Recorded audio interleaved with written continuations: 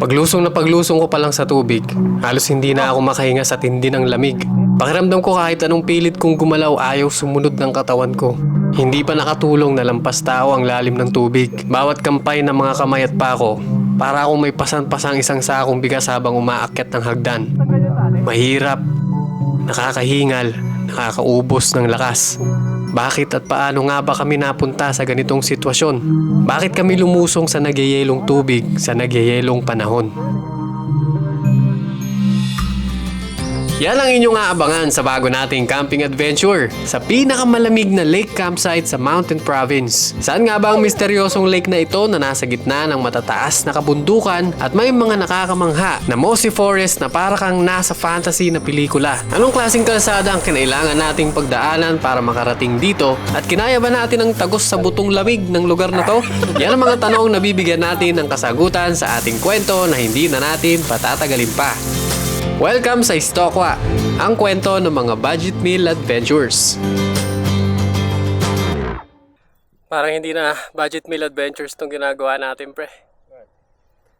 Sumasakit na yung bulsa ko sa gas natin.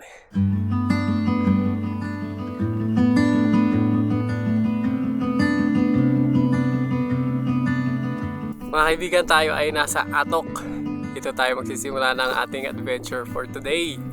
Ito kinalagyan natin, katabi lang siya halos ng Mount Olis kung saan dagsa ang mga tao. Huwag kayong pupunta dito ng Sabado. Grabe traffic kanina. Kasi nga one way lang yung or kasya lang isang sasakyan sa daanan papasok dito eh. So kailangan paubos muna nila yung mga lalabas bago sila magpapasok. Kami tuloy na hindi naman pupuntang Mount Olis. Na traffic din.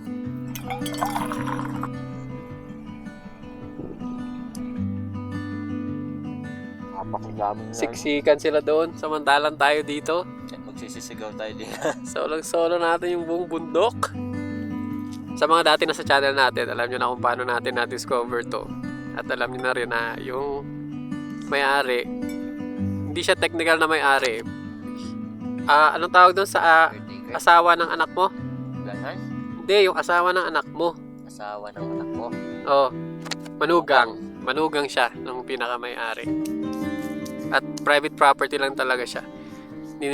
Ayaw nilang gawing pasyalan kagaya ng Mount Olis. Nangyari naisip namin, first time namin nakita eh. First time namin silang nakita. Sumali sila sa sa Takbong Banayad Camp. Tapos magkaangkas sila nito dumating. Magkasama sila sa tent. So pinagchismisan namin sila, mag-shota. Siguro yung dalawa. Sino kaya yung sa kanila? Sino?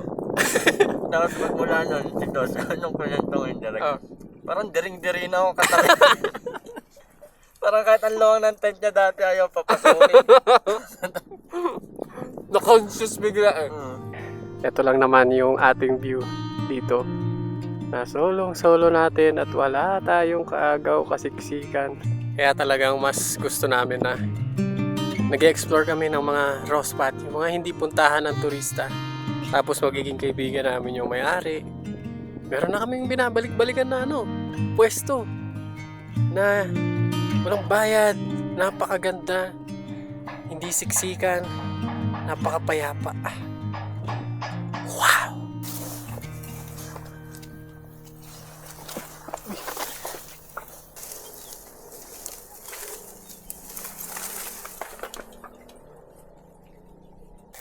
Baba na tayo at malayo-layo pa yung dapat na destinasyon natin ngayon. Sa Mountain Province pa yun eh. Nasa Atok pa lang tayo. So mga more or less 4 to 5 hours pa yung biyahe natin. Ito palang bundok ng Kotnon ay libingan talaga siya. Si Kotnon ay lolo ng asawa nung may-ari or nung kaibigan natin dito. At ngayon, taniman lang siya, garden. Repolyo yung tanim nila ngayon.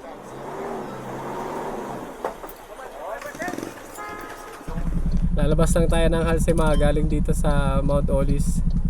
Abuti pa yata tayo ng kalahating araw. Hindi. 3 hours to 3 hours lang. Atok to atok. Wala silang traffic management dito na maayos. Bahala na yung mga may-ari naman. Dito na tayo mag-camp, pre. Hammock.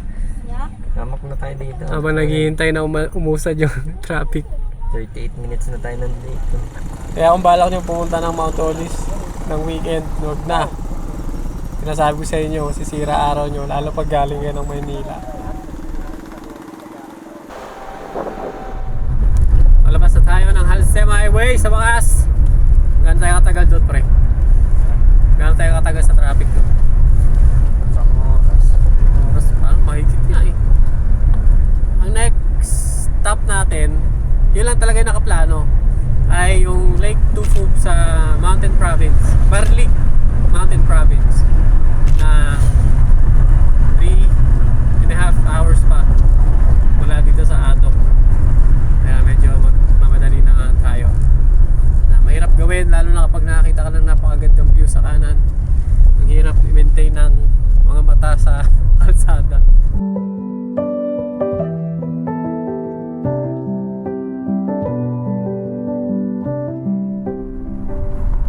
Shoutout pala kay Chloe, anak ng isa sa matalik kong kaibigan na si Julius Biernes. Bakit ko sila shoutout yung anak niya? Kasi yung anak niya yung nanonood sa akin, imbis na yung tatay. Nadadamay na lang yung tatay. Ano talaga yan, no? Ano, mga close friends syndrome. Kasi yung mga malalapit sa'yo, sila pa yung hindi nanonood. Galing kasi yung tatay nun eh. May oras manood sa Viva Max, pero walang oras manood sa atin. Pero okay lang, di ako nagtatampo. Buti na lang yung aming marketing manager sa FleetCon, yan, lagi nanonood yan. Kahit ano yan, kahit di ako nagsasabi na may upload ako, lagi nanonood. Napakahusay yan. Lagi pa nagbibigay sa akin yan ng FleetCon cap, kasi lagi ako nawawalaan.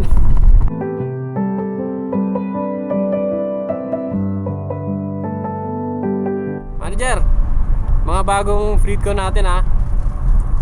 Huwag mo akong kalimutan. Hindi ko naman gagamitin kasi nagkakotse na ako eh. Papamigay ko lang.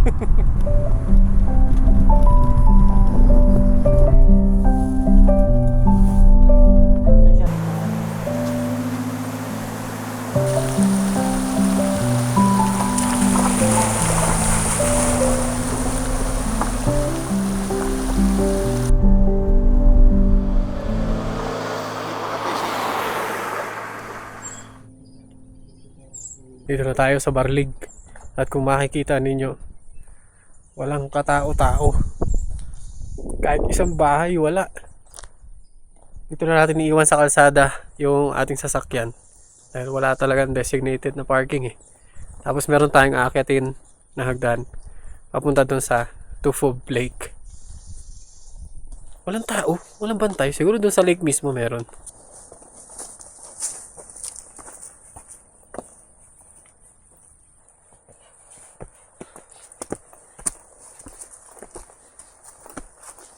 Awesome yan, pre! Ganito, para tayong papunta ng kwan. Pagdanan papuntang langit. Parang papuntang ibang dimension. Para siyang portal papunta sa mahiwagang mundo. Ng mga engkanto. Oh, tara, maghanap tayo ng engkanto.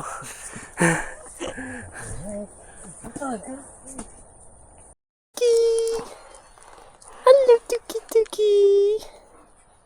Sino ka? Ikaw bantay dito? Ha? Sinundan mo kami, wala namang bahay dito ah. Saan ang bahay mo? Ay, bigla na lang lumitaw na aso. Wala bang ano to? Engkanto nagkatawang aso. Mamaya kakainin kami nito. Hatid mo kami doon sa lake? Yung umuso kanina eh. Hala, oo nga, siya nga. Ang layo nun ah. Sinundan mo kami? Mamaya yung karne ko. Bibigyan kita. Ganda ng ano nyo, balahibo. Saka macho. Tara, sama mo kami sa taas. Malapit lang yung lake. Mamaya pakawala siya ng mga engkanto, no? Bruno, hanapan mo ako ng mapapangasawang mortal. Bading pala yung engkanto. Napakaganda dito. Oh my goodness.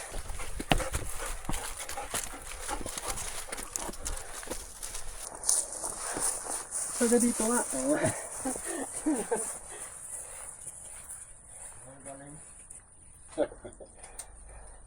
Nagpa-overnight mo ba kayo? Kung may gamit Opo, meron po. Mag-overnight kami.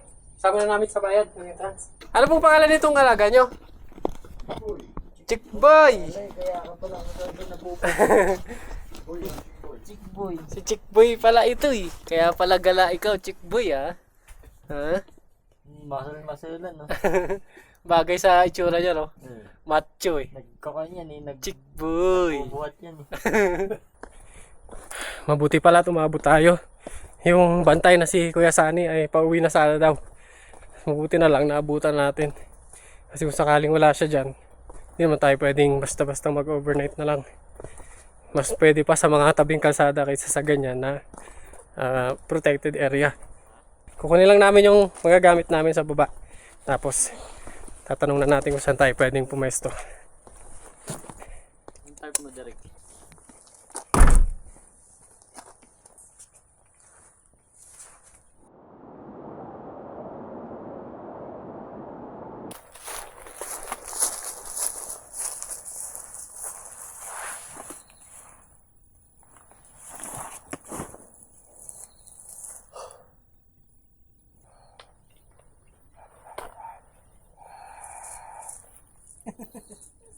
Mamaya na tayo mag-play.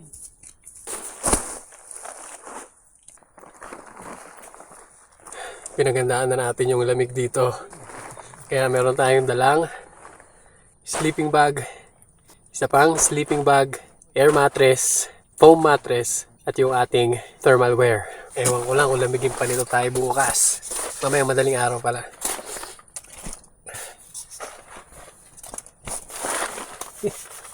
Kala ko nababasa yung tuhod ko, lamig pala. Seta muna natin yung tulugan natin.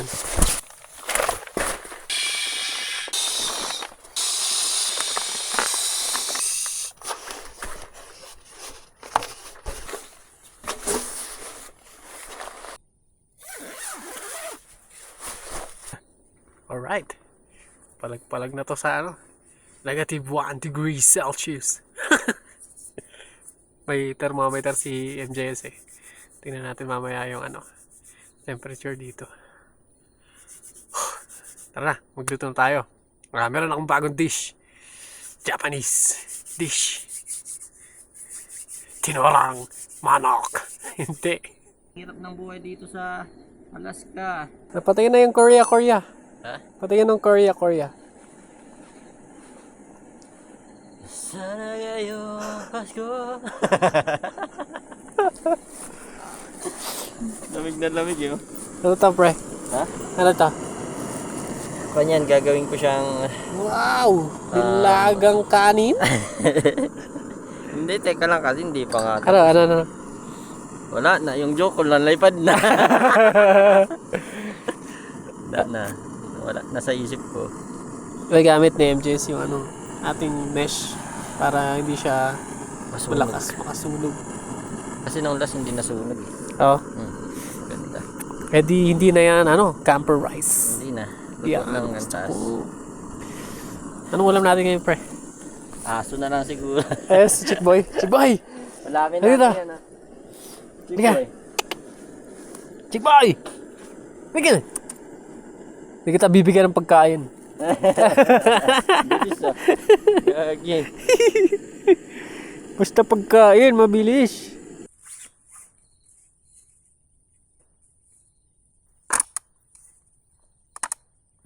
Isang kapalpakan na naman ang nagawa natin. Kulang-kulang yung ating mga ingredients. So wala tayong maluluto ngayong gabi, buti na lang si MJS. Marami yung kanyang baon na chicken. Magtatrabaho na lang tayo bilang kanyang cameraman para may silbi tayo.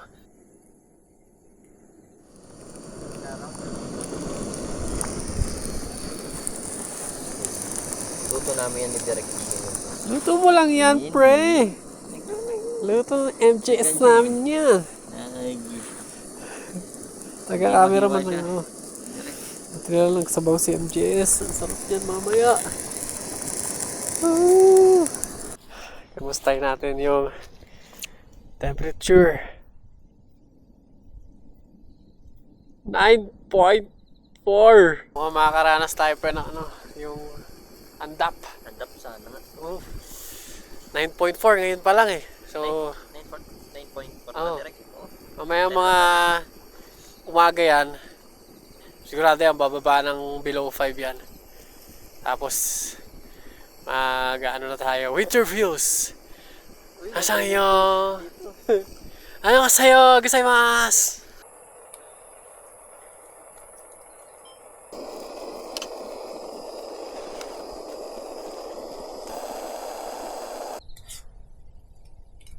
Grabe to. Ngayon ko na na-experience to, yung habang nagsasalita ka eh. Nakatuwa. Ano tayo nag-snow? Natuwa ako. Kasi dati pinipilit pa eh, gagalaw pa. Ngayon kahit nagsasalita ka lang oh. Papa-Korean ka talaga eh. Dos, walang ganito sa Malaysia. Magsawa ka sa mga building dyan do sa Malaysia. Malaysia ka pa. Si Biero wala kasi nag-Malaysia eh. Wala na kaming serving spoon. Hindi mo kami masela. Masela ka ba bre? Hindi mo masela ni MJS eh. Nagsishare nga kami ng buko sa isang straw eh. Hindi. Pag nakahulog na si Derek yan, kakainin ko pa. Ako pa ang susuko eh. Pinulog na. Ang sarap igupin pre, kahit mainit. Oh.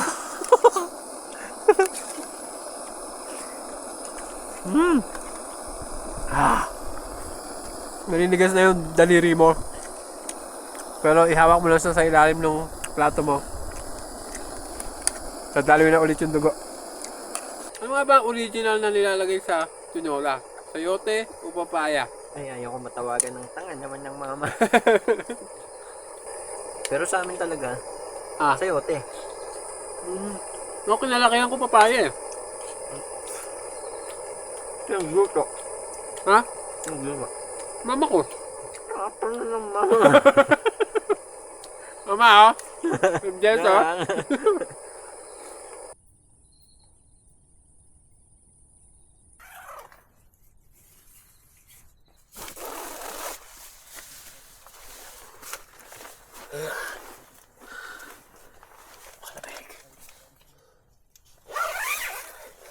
Hindi ko na kaya yung lamig sa labas. Ang pinakamahirap na part nito mamaya ay yung pagising para umihi.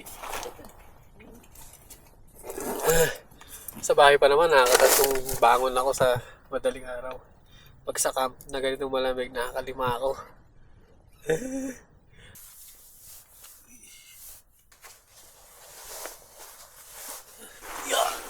Sumunta tayo sa ating kukunan.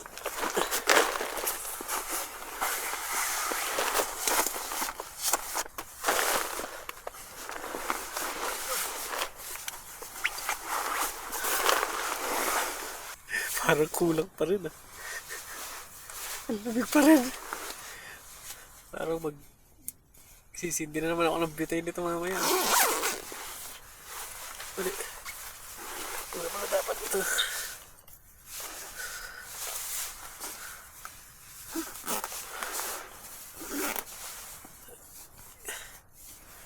Hirap na ginagawa ko. Yeah. Okay. Tapos yung isa naman.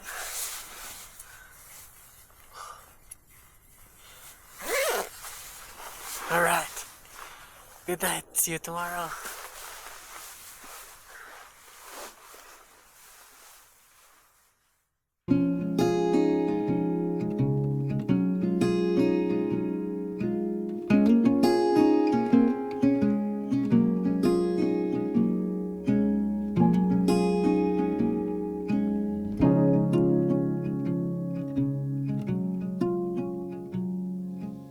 Morning!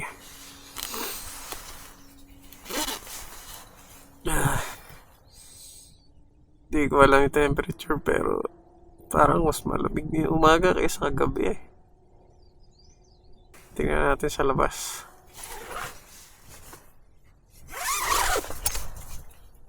Ay, chikay! Basa ikaw! Ang lamig! Diyan ka muna. Huwag kayo mapasok. Kaya pala Chickboy pangalan yan, correct? Bakit? Hindi pa rin nag-chick. Ano? Nag-check. Ah, Aga nagising. Ha? Basta naman ikaw.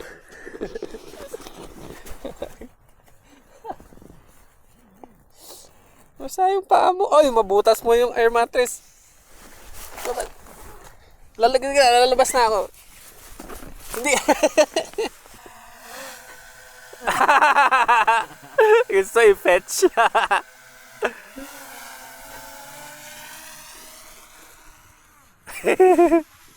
Nakaganito dito sa harap? Ginaganyan to. Hindi, naka-close to. Sa loob?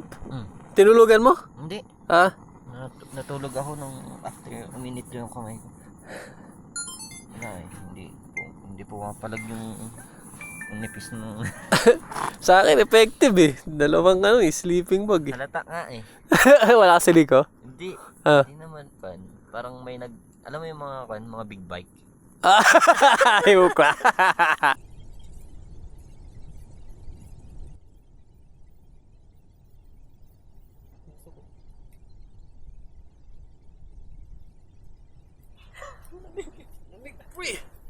Iba yung talagang aso ka.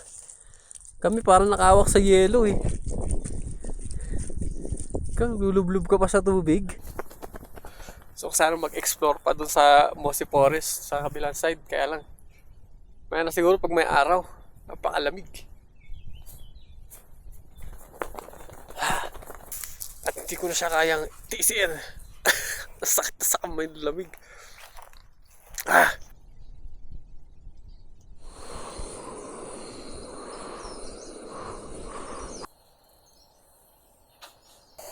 Ayan, kahit pa paano lumalabas na yung araw. Nakakabawas sa lamig. Yung katawan ko okay lang eh. Kasi may nga tayo. Yung thermal wear. Tapos itong jacket natin. Pero yung extremities, paa saka kamay. Kawawa talaga. Yung kamay talaga pinakakawawa. Yung sapatos ay yung paa. Okay pa kasi may sapatos. Pero pag wala kang gloves, ganun pala kapag below 10, kailangan naka-gloves na talaga. Tsa muna tayo bago magluto. Andun pala yung gloves ko kila Kuya Sunny. Nalaglag ko ata doon. Nakuha ni MJS nung naghuhugas siya ng pinggan. Dandelion root ulit tayo. Naiwan ni MJS yung kanyang dandelion flower tea. Temperature update.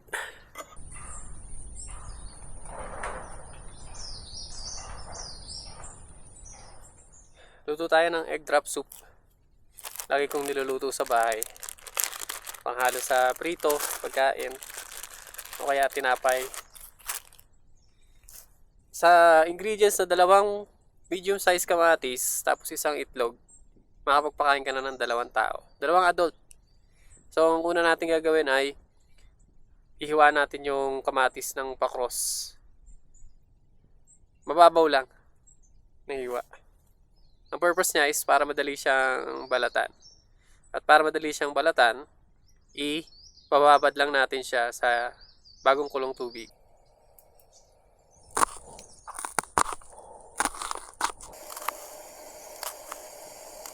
Importante hindi siya maluto kasi yung kanyang oil mahahalo sa tubig. Sayang yung lasa. Nung nakita ko tong recipe na to, nagtaka din ako. Kailangan mo balatan yung kamatis. Sayang yung balat, yung nutrients ng balat. Pero sinubukan ko siya, parehong may balat at walang balat. May pagkakaiba siya. Kapag may balat, hindi mo madurog yung kamatis ng todo. Tapos may asim. Saka pangit yung texture. Kasi yung balat hindi siya nadudurog eh. Mas maganda yung soup na walang balat yung kamatis. Gawa nga ng durog talaga yung laman ng kamatis. Pag hinigop mo siya, walang sabit-sabit. Talagang smooth lang. At yun yung goal sa egg drop soup. Talagang smooth and silky lang yung texture niya.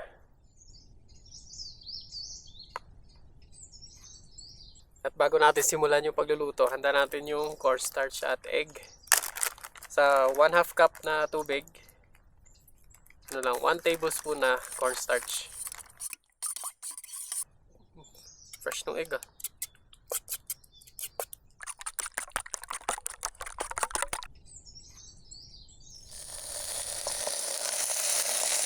At kapag durog na yung kamatis, lagyan na natin ng half cup ng cold water. Tapos pag kulo niya, ito yung importanteng kailangan ay maayos. Yung paglagay ng, ano tawag doon? Yung cornstarch na may tubig, slurry, yung may tawag doon. Dapat dahan-dahan. Kukuha ka ng siguro isang sandok. Tapos, habang hinahalo mo yung sabaw, saka mo siya ipubuhos. Tapos hintay mo siyang mag-simmer ulit. Kapag nag-simmer na siya, saka ka ulit kukuha ng isang sandok. Tapos ulitin mo lang yon, hintay mo ulit mag-simmer. Tapos hanggang sa maubos mo yung slurry. Hindi mo siya ibubuhos ng isang bagsakan. Ayan mga kaibigan, ang finished product. Salamat kay FJS. Wala tayong masala. Wala na tayong ingredients. So, ang ending, ano lang tayo? Pritong itlog na isang piraso.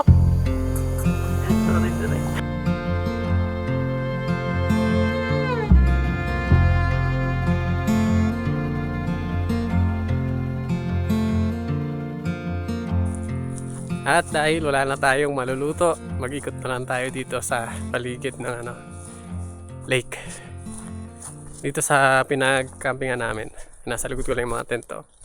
Meron siyang kubo na hindi ko natanong kay Sir Sunny kung for rent to o paunahan na lang, first come first serve. Pero pwede ditong pwestuhan kung wala kayong tent. Hammock, no? Napakatahimik niya dito. Kung nag-iisip kayo or nagtataka kayo kung ano pang ibang activities ang pwede nyong gawin dito, meron silang dalawang bangka na pwedeng gamitin para makapag-stroll sa lake. Tapos bukod doon, enjoy nyo lang yung katahimikan. The sound of silence.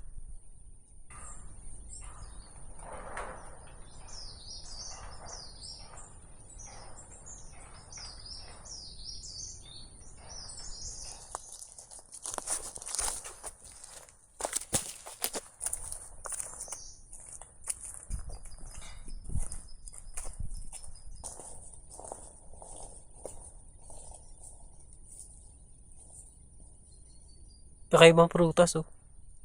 Yung puno niya parang yung elephant yam.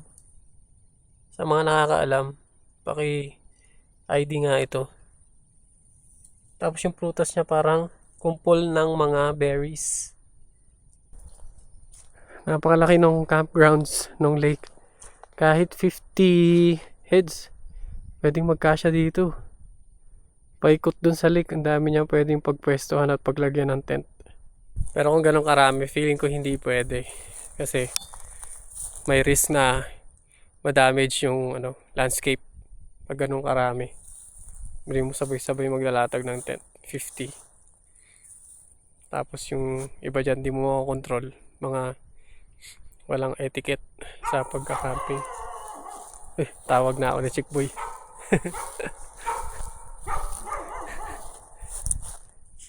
Bakit? Kakain na? Tawag mo na ako?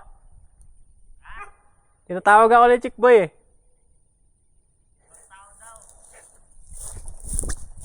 Di yata ako nakilala. Di mo ako nakilala ah.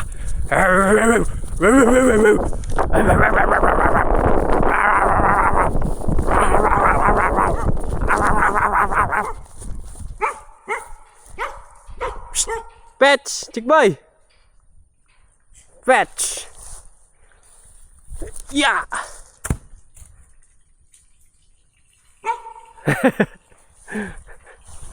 Bilis makalimot ng aso na yan. Kanina lang eh. Naglalaro-laro eh. Ngayon di na ako kilala.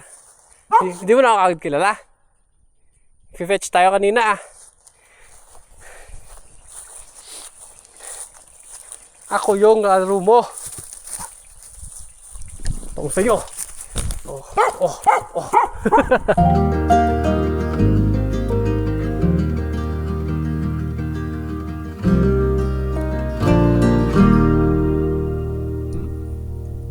Ayos.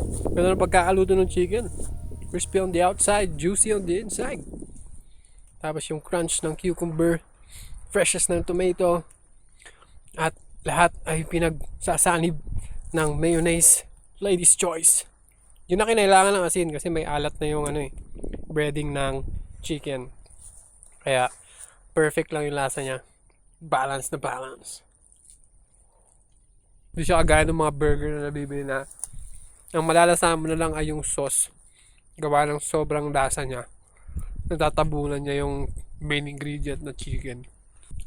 Tapos yung iba na yung breading ay yung pang Jollibee na breading style. Yung nakakasugat ng ngala-ngala. Sobrang tigas at sobrang talas ng ibang bits. Kaya maganda yung pagkakagawa ni MJS na breading. Sit. Ganda talaga dito sa Canada, Derek, no? Sa Canada ba tayo? Oo, ayan na yung mga red na Alam ko nasa Switzerland tayo. Maganda pala nung pumesto sa may gitna. island. Island of Tofu. Ganda. Camping in an island, in a lake, in a mountain. Nagtsatsa kami dito Babangka tayo sa lake. Kaso may warning si Kuya Sunny na mag-iwang daw yung bangka. So baka si MJS na lang magbangka. Pag nakasakay na siya, tulak na natin tapos wala na siya sa gitna. Ikaw ang dapat kong tanongin. Anong tayong dalawa? Oo, tayong dalawa. Tatlo na tayo nila, Chickboy. Baka mo yan. Halika na. Kunin ko na yung drone ko. Hindi na, halika na. Kung muli ka, magda-drone nga ako pag nandun tayo. Pag nalaglag yun mamaya na, igigilid kita dyan, i-drop kita dyan mamaya. Tapos, Maganda yung shot pag may drone. alam mo, direct, first time natin magbangka. So, dapat pag mag-drone tayo, confident na tayo. Kasi mamaya lumubog yung bangka, yung remote nun mahal. Okay. May point. Sige. Halika na. Hindi mo mura yung technique natin, mga kaibigan.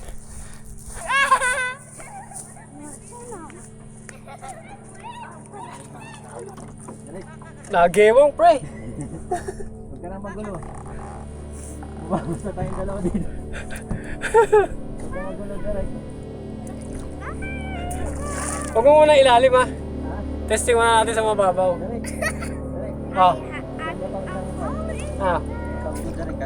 Ako, hindi nga ako nagbabalance, eh. Nabalas mo pa mo kasi higit na. Galing na natin. Ayan. Isa na tayong pirata. May proper technique tayo. Smooth sailing na tayo. Basta marunong yung sasabuhan. Tutumpa ko to.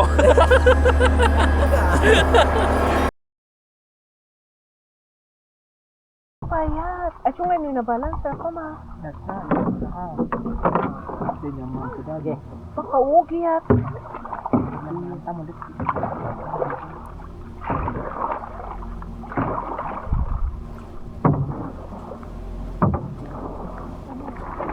Ayo. Init.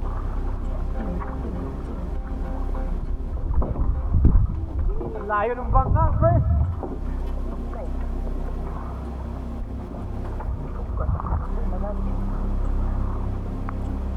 Yan. Liw kayo.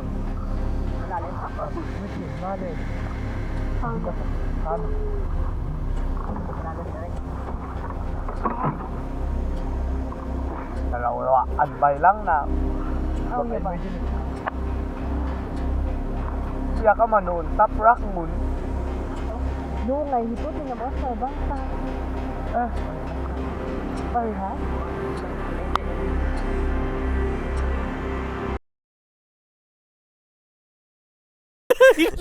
Hanap ulit namin.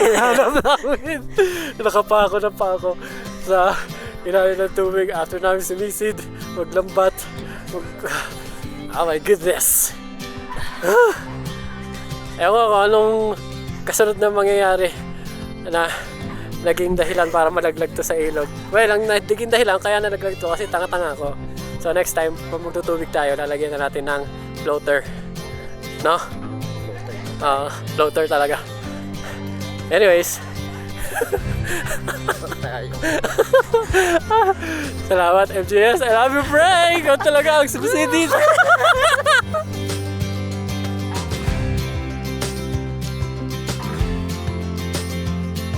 Binigyan tayo ni Mami ng cake kanina. Uy! Mami. Hindi, kakain muna tayo. Hindi na po kayo. Ano, magabihan kami. Meron tayo dito. Next time na lang na reunion yung kasama kami. Thank you, Mami. Si Sir Sunny pala ang caretaker sa Lake Tufo. Saan? Ano man na pa? Ha? Nag-click pa Hindi, rin? ano to? Iba, extra kong camera. Ay, Ano yun ba yung... Tuloy na kami, Uncle. Hindi natin. Thank you po, Magabihan pa kami kasi. Para hindi na kami magabihan. Tuloy na kami. Salamat. Hindi na po, Uncle. Thank you. Para hindi na kami magabihan, Mas importante, nahanap niyo yung camera. Opo, kaya lang basa. Pero okay lang. Naman, may content. Thank you po. Balik kayo ulit. Next time na po. Sa kailan po ba? Sunod na reunion. Thank you po, Salamat. Pupunta naman tayo ng isa pang spot. Hanggat hindi pa naubos ang camera natin. Meron pa tayo. Ito pa, gumagana pa to.